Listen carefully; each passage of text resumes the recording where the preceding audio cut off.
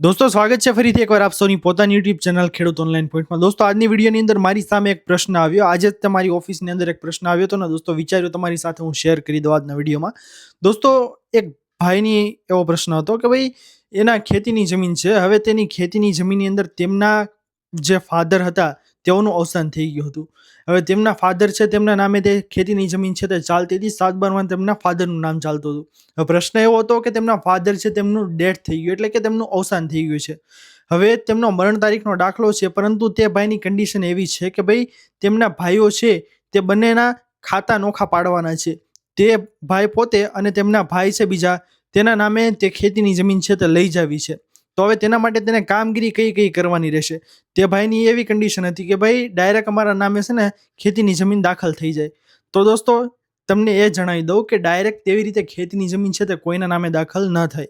હવે બીજો પ્રશ્ન એની અંદર એ જ ખેતીની જમીનની અંદર એક પ્રશ્ન હતો બીજો કે તેમના બહેન છે તેમની સાથે તે ભાઈનો ડખો ચાલતો હતો, એટલે એમ કહેતા હતા કે ભાઈ ડાયરેક્ટ અમારા નામે જમીન દાખલ થઈ જાય, એના બેનું નામ છે તે દાખલ કરવું નથી। તો હવે ખાસ કરીને દોસ્તો માહિતી જણાવી દઉં કે સરકાર છે તેણે નિયમોમાં જે ફેરફાર કર્યા ને દોસ્તો, તે નિયમોમાં એ પણ ફેરફાર કર્યા છે કે બહેન છે તેમને પોતાનો હક છે તેનાથી વંચિત ન રહી જાય। પહેલાં કેવું હતું દોસ્તો કે ડાયરેક્ટ દીકરા પુત્રો છે તેમના નામે જ તે દાખલ કરી દેવામાં આવતા હતા વહેંચણીથી ડાયરેક્ટ। બહેન છે તેમના એટલી કાંઈ મહત્વતા આપવામાં આવતી નહોતી, પરંતુ સરકારે જે નવા કાયદા છે ઉમેર્યા છે ને દોસ્તો, તેમાં જણાવ્યું છે ચોખ્ખું કે બહેન છે તે પણ કાયદેસરની હકદાર છે તે ફાધરની મિલકતની અંદર, તેના પિતાની મિલકતની અંદર તે દીકરી છે તે પણ એટલી જ હકદાર છે જેટલો દીકરો હકદાર છે। એટલા માટે દોસ્તો ડાયરેક્ટ છે તે ખેતીની જમીન તેમના વારસદાર છે તેમના નામે દાખલ થઈ શકે નહીં, તે ભાઈના નામે દાખલ થઈ શકે નહીં, તે બંને ભાઈઓ છે તે વહેંચણીથી ધારણ કરી શકે નહીં। સૌથી પહેલી પ્રાયોરિટી છે દોસ્તો તે કામની અંદર કઈ રીતે આપવાની છે। સૌથી પહેલું કામ તમારે કયું કરવાનું છે, તો જે કોઈ પણ વ્યક્તિ છે જે ખાતેદાર છે જેમનું અવસાન થઈ ગયું છે, તે અવસાન પામેલ વ્યક્તિ છે તેમના મરણ તારીખના દાખલાના આધારે, તલાટી કમ મંત્રીના પેઢીનામાના આધારે જે મરણ પામનાર વ્યક્તિ છે તેમના સીધી લીટીના જેટલા પણ વારસદાર છે તે તમામના નામ છે તે ખેતીની જમીનની અંદર 7/12 દાખલ ફરજિયાત કરવા પડે દોસ્તો। હવે ફરજિયાત દાખલ કરી દીધા બાદ દોસ્તો જેમાંથી જે કોઈ પણ વ્યક્તિના નામ છે તે રાખવાના નથી। દાખલા તરીકે તે બે ભાઈ છે તેમના નામ રાખવાના હતા, તેની સિવાય અન્યના જેટલા પણ વ્યક્તિના નામ ચડ્યા છે, તેમના મમ્મીનું નામ ચડ્યું છે, તેમના ભાઈ કોઈ બીજા છે તેમનું નામ ચડ્યું છે, તેમના બહેન છે તેમનું નામ ચડ્યું છે, તો તેમના નામ કમીના સોગંદનામા છે દોસ્તો તે કરવા પડે। એટલે કે તેમના નામ કમીની પ્રોસેસ કરવી પડે। જેને પણ હક નથી રાખવાનો તે સ્વેચ્છાએ આવી 200 રૂપિયાના સ્ટેમ્પ પેપર ઉપર નામ કમીની કામગીરીમાં સહી કરી આપે, અને ત્યારબાદ મામલતદાર કચેરીની અંદર જ્યારે 135D નોટિસ મોકલવામાં આવે ત્યારે સ્વેચ્છાએ તે નોટિસ સ્વીકારે, અથવા તો જ્યાં સહી કરવાની હોય નોટિસ બાબતની ત્યાં સહી કરી આપે, તો તે નામ કમીમાં તેમનું નામ કમી થયા બાદ ત્યારબાદ દોસ્તો તમારી જમીન છે તે તમારા ખાતે ચડી જાય। એટલે કે જે કોઈ પણ વ્યક્તિના નામ રાખવાના છે તેના 45 થી 50 દિવસની અંદર તેમના નામ છે તે દાખલ થઈ જાય, તે 7/12 તેમના નામના બની જાય।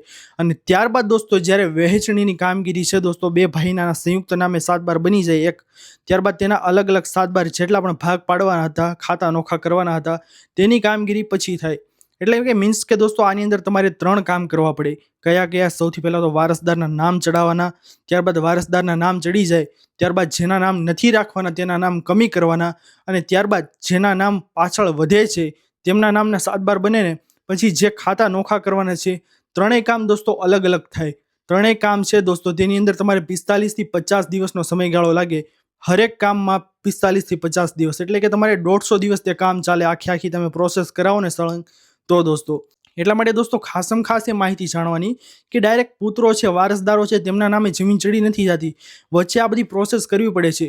જો આ પ્રોસેસમાં તમે કોઈ પણ વ્યક્તિનું નામ છુપાવો છો, કોઈ ગેરરીતિ કરો છો, તો તમને ભવિષ્યમાં તે નડી શકે તેમ છે। જમીન મૂળ ખાતે ચાલી આવે છે, તેનો કેસ ચાલી શકે તેમ છે, જમીન સરકાર દાખલ કદાચ થઈ શકે તેમ છે, આવું થઈ શકે। એટલા માટે દોસ્તો તમારે એ કાળજી રાખી અને નામો છે તે ચડાવવાની કામગીરી કરવાની। કોઈ પણ વ્યક્તિના નામ છે તે છુપાવવાના નહીં। તે વ્યક્તિ સામાન્ય અરજી પણ આપી દેશે ને મામલતદાર કે કલેક્ટરમાં, તો તમે છે ને દોડતા થઈ જવાના છો। એટલા માટે દોસ્તો આ ખાસમ ખાસ કાળજીપૂર્વક તમારે આવી માહિતી છે તે ધ્યાન રાખવાની। આવી માહિતી આજે મારી સામે આવી હતી, એટલા માટે વિચાર્યું કે તમારી સાથે પણ આ માહિતી છે તેને શેર કરું, જેનાથી તમે પણ સાવચેત રહો। ઓકે દોસ્તો, આશા કરું છું કે આપ સૌને આ માહિતી છે તે પસંદ આવી હશે। જો પસંદ આવી હોય તો વિડીયોને લાઇક કરવાનું ભૂલતા નહીં, ચેનલ પર નવા આવ્યા હો ને તો અમારી ચેનલ ખેડૂત ઓનલાઈન પોઈન્ટને સબસ્ક્રાઇબ કરી અને બાજુમાં આપેલા બેલ આઇકન પણ પ્રેસ કરી દેજો, જેના લીધે આવી જ ખેડૂતોને લગતી મહત્વની અપડેટ તમને આ ચેનલના માધ્યમથી મળતી રહે. તો દોસ્તો મળી આવ્યા પછીના વિડીયોમાં, ત્યાર સુધી જય હિન્દ અને વંદે માતરમ.